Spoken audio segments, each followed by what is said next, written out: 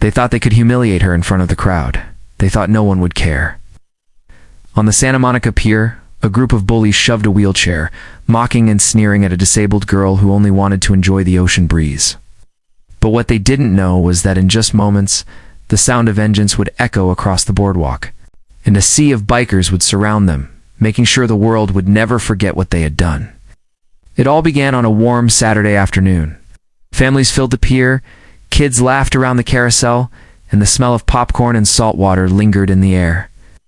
Emily, a 16-year-old girl with a bright smile, rolled herself toward the rail to watch the waves crash below. She had been in a wheelchair since birth, but nothing ever kept her from living with joy. Her father pushed gently behind her, snapping pictures of the horizon. That's when the bullies appeared. 3 teenage boys, older, stronger, filled with arrogance and cruelty. They didn't see Emily's smile, only her chair. "Move, cripple," one of them sneered, shoving the wheel. The crowd gasped, but most people froze, unsure what to do. Her father stepped forward in anger, but the boys pushed again, laughing as Emily's chair jolted. Her eyes filled with tears, but she stayed silent. She had faced insults before, but never this public, never this cruel. A few passersby pulled out phones, recording, but no one interfered. The boys laughed louder, one kicking the footrest of her chair. "Bet you wish you could stand up now," he mocked.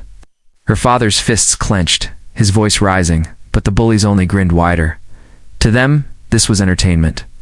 But what they didn't realize was that Emily's chair was parked near a group of men in leather jackets. Men who had come to the pier not for trouble, but for peace. They wore patches with bold letters across their backs, and the rumble of motorcycles was never far when they gathered. One of them, a towering man with a gray beard and dark sunglasses, noticed. He turned his head, watching. His hand rested on the rail, but his body tensed. Another biker leaned in, whispering, "You see that?" The gray-bearded man nodded slowly. Emily's father shouted, his voice breaking, "Leave her alone." The bullies shoved once more, and Emily's chair jolted dangerously close to the edge of the pier. Gasps rose from the crowd. Panic spread. Emily's heart raced as she clutched the sides of her chair. That was the breaking point. The gray-bearded biker dropped his drink and strode forward. His boots hit the wood with force, and the pier seemed to hush. The bullies turned, smirking at first until they saw not just him, but the dozens of men and women who suddenly stood behind him. Jackets stitched with eagles, skulls, and flames, rings flashing in the sunlight. The sound of motorcycle engines revving in the distance. The lead bully's smile faded. He stammered, We were just joking," but it was too late. The bikers were already forming a wall around Emily, their presence like a shield. The crowd parted, whispers spreading fast. The gray-bearded man knelt beside Emily, his voice low but steady. "You okay, sweetheart?" She nodded, tears running down her cheeks. He stood, towering over the bullies. His voice boomed across the pier. "You think picking on a girl in a chair makes you strong? Let's see how strong you feel now." The bullies froze, their arrogance crumbling under the weight of dozens of eyes staring them down. What happened next would turn the entire pier into a stage for justice, and Emily would never again doubt that there were still heroes in this world, heroes who roared on to wheels. The pier was buzzing louder now, not from the rides or the music, but from the commotion. Emily sat frozen, her palms trembling on her wheelchair's armrests, as the bullies laughed at her pain. They thought they had won, that no one would stand up for her. But then came the sound low, heavy and unmistakable. Engines. Not one, not two, but dozens of motorcycle engines revving in unison, rolling closer like a thunderstorm gathering on the horizon. Heads turned, the crowd parted. And out from the far end of the pier, a sea of bikers appeared, their chrome catching the sunlight, their leather jackets emblazoned with patches that told stories of battles fought and loyalty earned. The ground seemed to shake beneath them as they came closer, each one steady, powerful, and united. The bullies froze. The smug smirk on the ringleader's face vanished as the bikers cut their engines and stepped off their rides, boots hitting the wooden planks of the pier with an authority that silenced the air. The leader, a tall man with a silver beard and tattoos creeping down his arms, walked straight toward Emily. But instead of looking down at her with pity, he crouched so they were eye to eye and asked softly, "Are you okay, little sister?" Emily's lips quivered as she nodded, tears welling in her eyes, not from fear anymore, but from the sudden wave of protection that surrounded her. The crowd, sensing something bigger than themselves, leaned in to watch. Phones came up to record. The ringleader of the bullies stammered, We didn't mean anything. We're just kidding around." His voice cracked, the arrogance gone. The silver-bearded biker turned to face him, his eyes sharp as steel.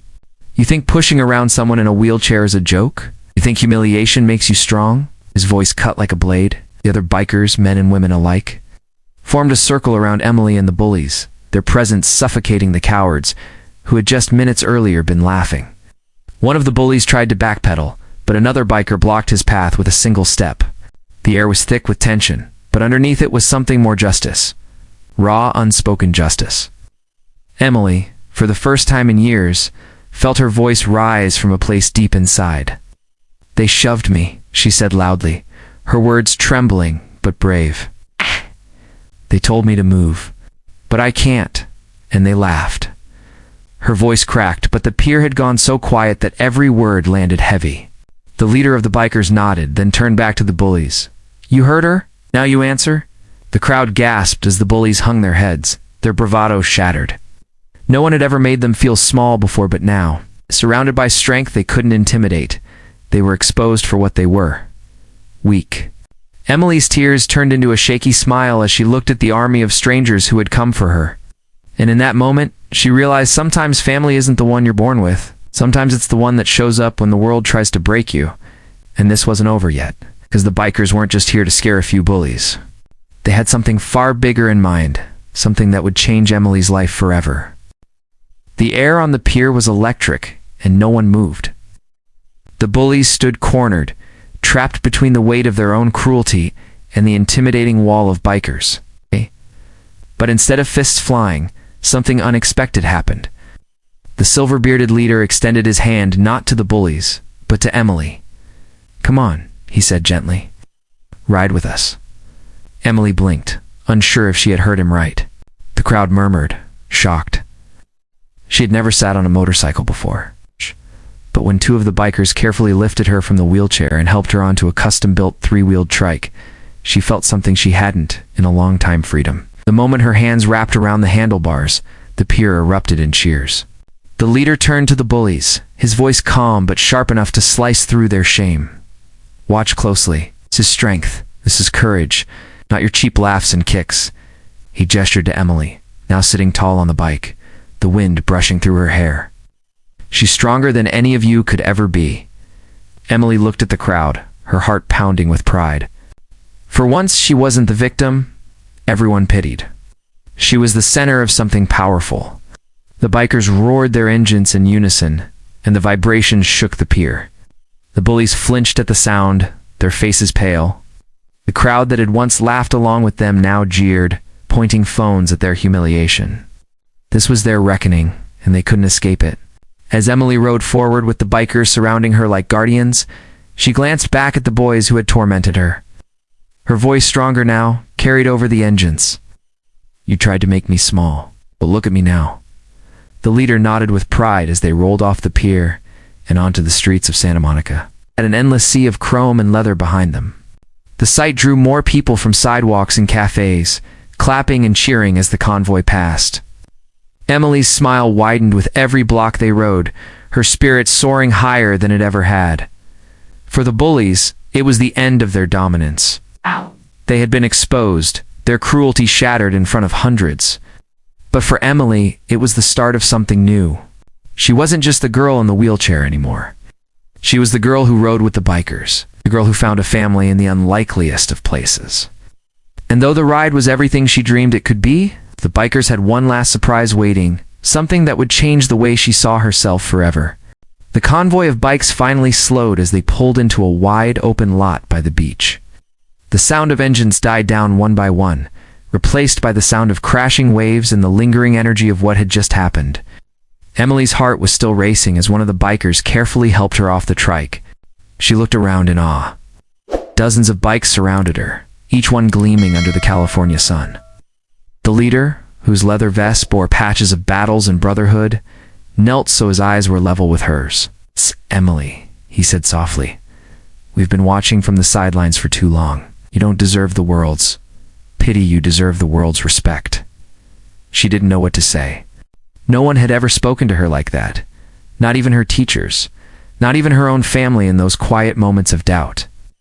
Her throat tightened. "But I'm not like you," she whispered. The man chuckled. "You're more like us than you realize."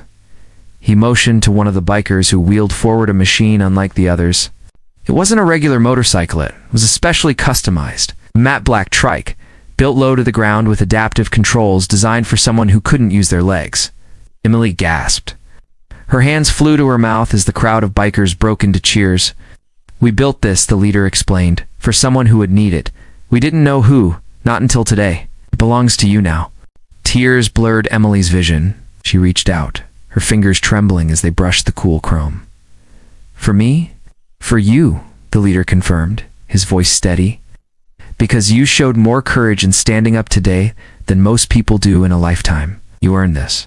The crowd of bikers erupted into applause, some pounding their fists against their handlebars in approval. Emily's face flushed with emotion. The bullies' cruel words from earlier seemed to dissolve, replaced by the echo of cheering voices, the rumble of engines, and the warmth of belonging. She took a deep breath and said the words she never thought she'd hear herself say. "I want to ride." The biker smiled wide, rushing to her side to show her how the adaptive bike worked. With every explanation, every adjustment, Emily's confidence grew. When the engine roared to life beneath her, the vibrations coursed through her chest like a heartbeat. She was no longer bound to her wheelchair. She was free. The leader raised his hand high, and the bikers roared their engines again in unison. "Welcome to the family, Emily." As she took off down the coast road with the pack at her back, the world no longer saw her as fragile or broken. She was powerful. She was untouchable. And those bullies who were left behind, forever marked by the day the girl they tried to break rose higher than they could ever dream. But Emily's journey didn't end there. A ride with the bikers would soon lead to an even greater moment, one that would prove she was on just surviving. She was destined to inspire. The sun dipped lower over the Pacific, painting the sky with streaks of gold and crimson as Emily rode alongside her new family of bikers. The wind rushed through her hair, the roar of engines thundering in harmony behind her. For the first time in her life, she felt like the world was in watching her from above. With pity it was running with her stride for stride. When they finally stopped at a small beachfront diner, people stared. But it was in Emily's wheelchair they noticed this time. It was the girl with blazing determination astride a custom-built bike, flanked by a sea of leather and chrome. She wasn't the cripple. She wasn't the outcast. She was part of something bigger, something fierce. Inside, laughter filled the air as the bikers shared stories. Emily sat quietly at first, listening to tales of struggles, losses, and triumphs. Then the leader turned to her and asked, "Emily, tell us yours." Her hands trembled as she wrapped them around her soda glass. She'd never spoken about it before, not like this. But here, with strangers who treated her as an equal, she felt safe enough to let the words spill. She told them about the accident that stole her ability to walk, the years of ridicule, the silent tears in her room, and how every cruel word from classmates had sunk deeper than any wound. By the time she finished, the room was silent. One of the older bikers, a man with weathered skin and a scar running across his cheek, leaned forward. "You've carried more weight than most of us ever will. But today, you showed those bullies you're stronger than they could ever imagine. That's not weakness, kid. That's steel." The others nodded, and Emily's chest swelled with pride. But then, the diner door swung open. A hush fell over the room. Standing there were the very bullies who had tormented Emily earlier that day. Their laughter echoed as they spotted her with the bikers. "Look at this," one sneered. "The cripple thinks she's one of them." Emily froze. Old fear tugged at her heart. She had been lifted so high today, but in an instant, their words threatened to drag her back down. Her hands gripped the edge of the table, her knuckles white. The bully stepped closer, arrogance dripping from every movement. But before Emily could react, The bikers rose from their seats. The air grew heavy. Dozens of men and women, scarred, strong, and loyal, formed a protective wall around her. Their leader's voice was calm, but deadly firm. "You've had your fun, boys. Now it's time you learned what respect means." The bullies faltered, suddenly realizing they weren't dealing with a scared girl anymore. She had an army. Yet before anyone could throw a punch, Emily's voice cut through the tension, stronger, steadier than ever before. "Stop," she said. All eyes turned to her. She pushed her chair back and faced the boys head-on. "You wanted me small. You wanted me weak. But look at me now. I don't need to fight you. I already won." The silence that followed was suffocating. The bullies glanced around at the sea of leather jackets and blazing eyes staring them down. For the first time, their smirks faded. They backed away slowly, muttering under their breath, but their bravado was gone. The bikers cheered as Emily turned back to them, tears glistening in her eyes. But these weren't tears of pain, they were tears of victory. Deep down, she knew this wasn't just about bullies or a single moment at the pier. This was about rewriting her story, about proving to herself and the world that she was never defined by her chair, but by her spirit. That night, Emily didn't just ride home with the bikers. She carried something far greater: dignity, respect, and the beginning of a legend that people would tell for years to come. But fate had one last twist waiting for her, a twist that would take everything she had learned and test her in a way she'd never expected. The next morning, Emily woke up with the sound of waves crashing faintly in the distance. Her body ached from the whirlwind of emotions, but her spirit felt light, almost unrecognizable from the girl who had left home just one day before. The leather jacket the bikers had gifted her the night before hung proudly over her chair. On the back was stitched a single word: family. She smiled at it, but before she could savor the moment, her phone buzzed. The caller ID sent a chill through her veins. It was the school principal.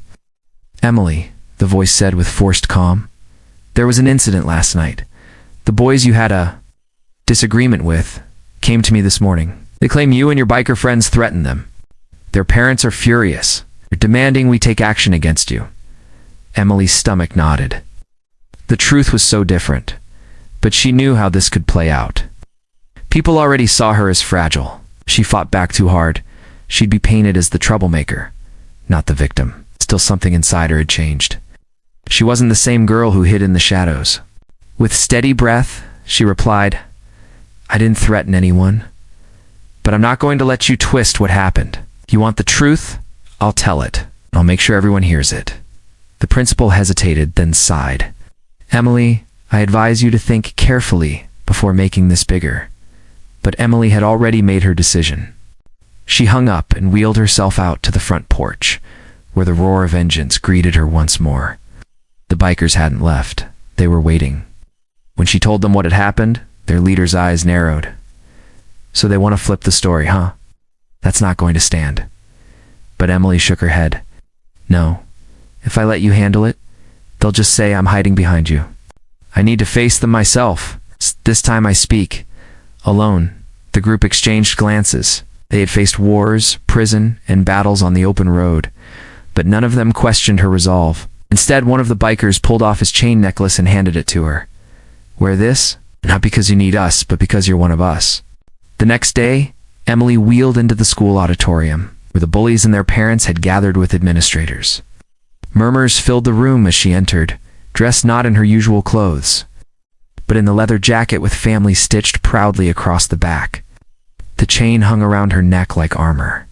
The bullies smirked, whispering to each other, until Emily rolled to the front of the room and turned to face everyone.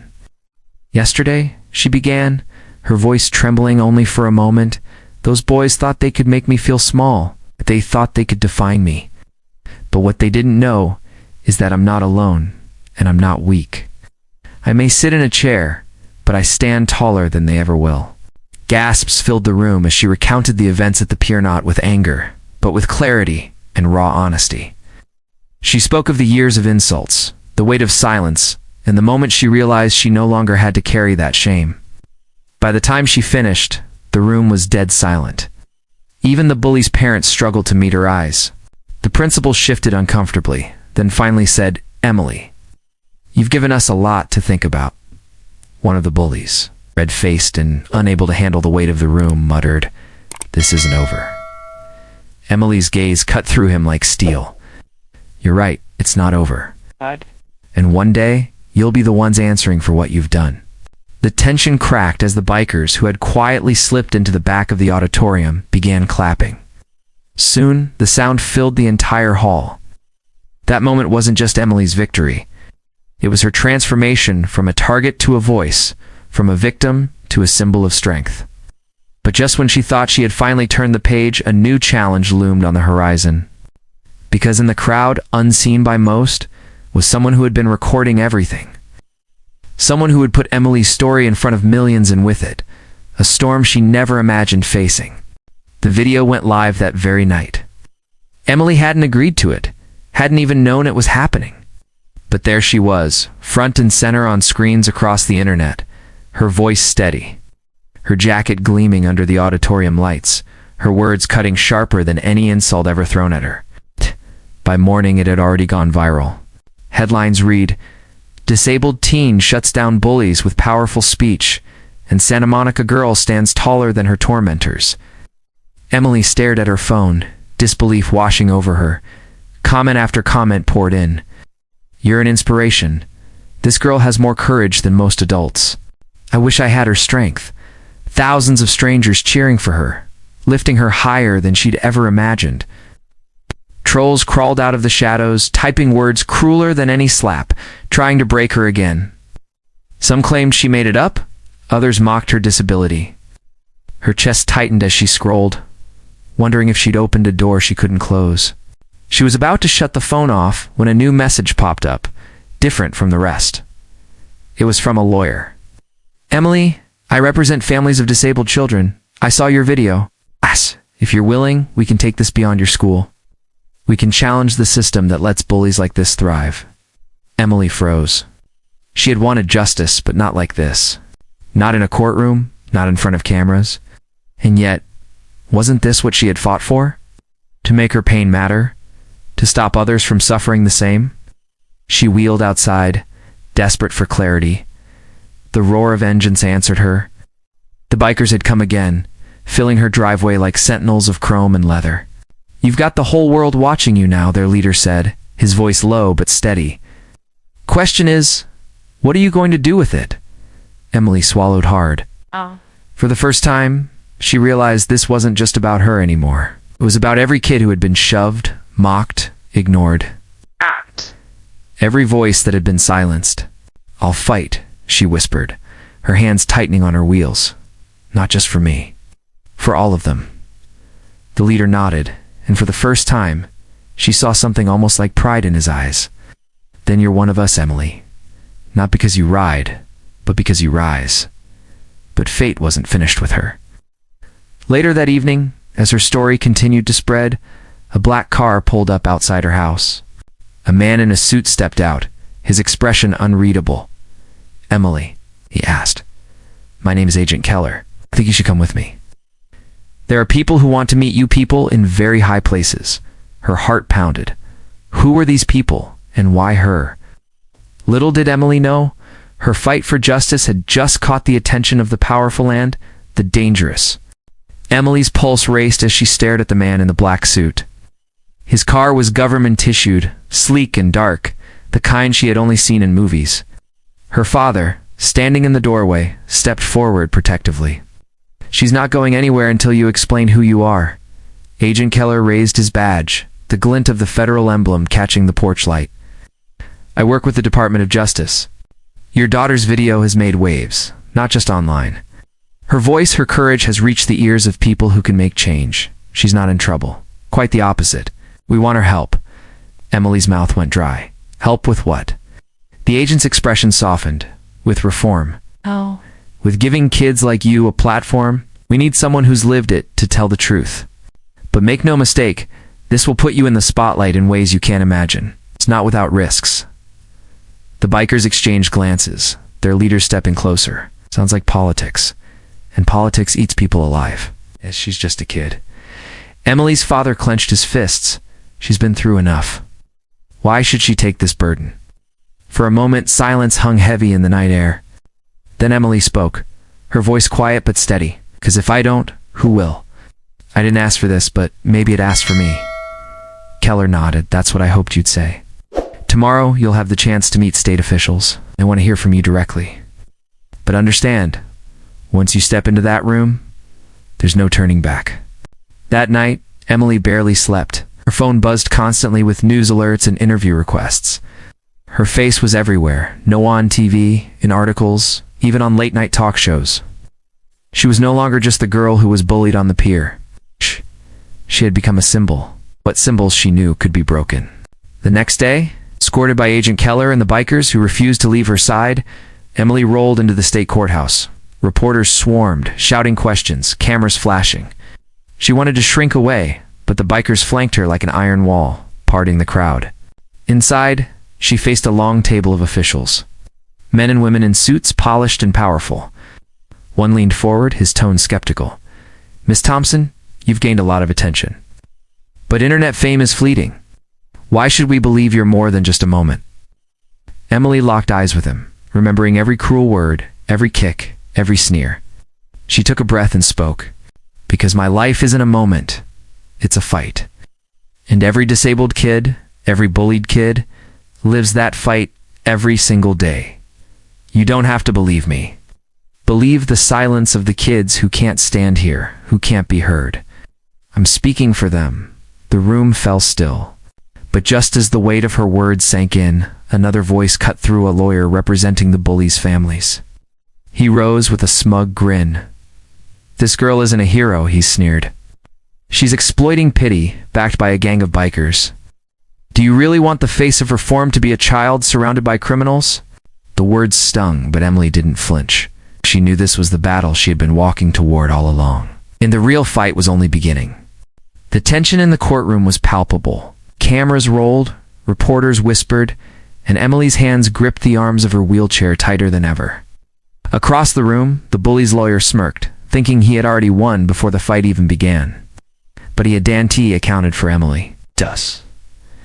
Resolver, the biker, standing silently behind her like an unyielding wall of leather and steel. Agent Keller leaned down, whispering in her ear, "Stay calm. Speak your truth. That's all you need." Emily nodded. She drew in a deep breath, remembering the kicks, the shoves, and the relentless taunts from the bullies. But she also remembered the roaring engines, the cheers of the bikers, and the empowering moment when she first stood up for herself. That memory fueled her courage. "Ladies and gentlemen," she began, her voice echoing through the courtroom. "I didn't ask to be put in this situation. Didn't ask for cameras or for people to watch me. But I am here because I refuse to let fear or cruelty define me or any other kid who has faced what I've faced." Gasps and murmurs filled the room. The judge, a stern woman with years of experience, leaned forward, her eyes fixed on Emily. "I will not be silenced," Emily continued. "I won't let bullying go unchecked. 8. I won't let people decide who I am based on what I cannot do, but on what I can do. And what I can do is stand, speak, and demand respect, not just for me, but for everyone who can't stand here today." The room went completely silent. Even the bullies shifted uneasily in their seats. The lawyer opened his mouth to speak, but Emily's next words struck like thunder. "Look at these people behind me," she said, gesturing to the bikers. "They're not here to intimidate anyone. They're here to show that courage and loyalty can take many forms. They're proof that strength isn't just muscle, it's heart, it's courage, and it's standing up when no one else will, one by one." The bikers stepped forward, standing tall, showing the room the unity and unwavering support Emily had earned. A few reporters gasped audibly. Others whispered about the powerful display of solidarity. The bully's lawyer slammed his hand on the table. "This is ridiculous. This is manipulation." Emily met his gaze, unwavering. "No, this is reality. The reality is that actions have consequences. You may have thought bullying me was harmless, but I'm here to show you it's not. The world is watching." By now, the judge's expression had softened. She motioned for silence. "Miss Thompson, you have shown remarkable courage today. Your words are noted. We'll proceed with the proper actions to ensure fairness and accountability." The bullies' faces fell. They could no longer hide behind smirks or whispers. Emily's courage had turned the tide, not just in the courtroom, but in the hearts of everyone witnessing her story. When the hearing ended, Emily wheeled out into the sunlight, greeted by the cheers of the bikers and supportive reporters outside. Cameras flashed, but for the first time, Emily didn't feel exposed. She felt powerful. She felt seen. She had turned her pain into action, her fear into strength.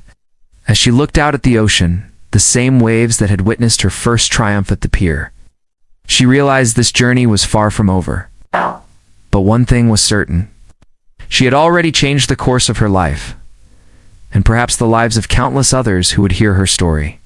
And in that moment, Emily knew that no bully, no obstacle, and no challenge would ever define her again. The final chapter of Emily's journey unfolded with a quiet but undeniable triumph.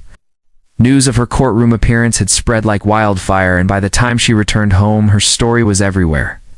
Social media was flooded with messages of support, strangers calling her brave, parents thanking her for giving their children hope, and even local officials reaching out to discuss policies to protect vulnerable students.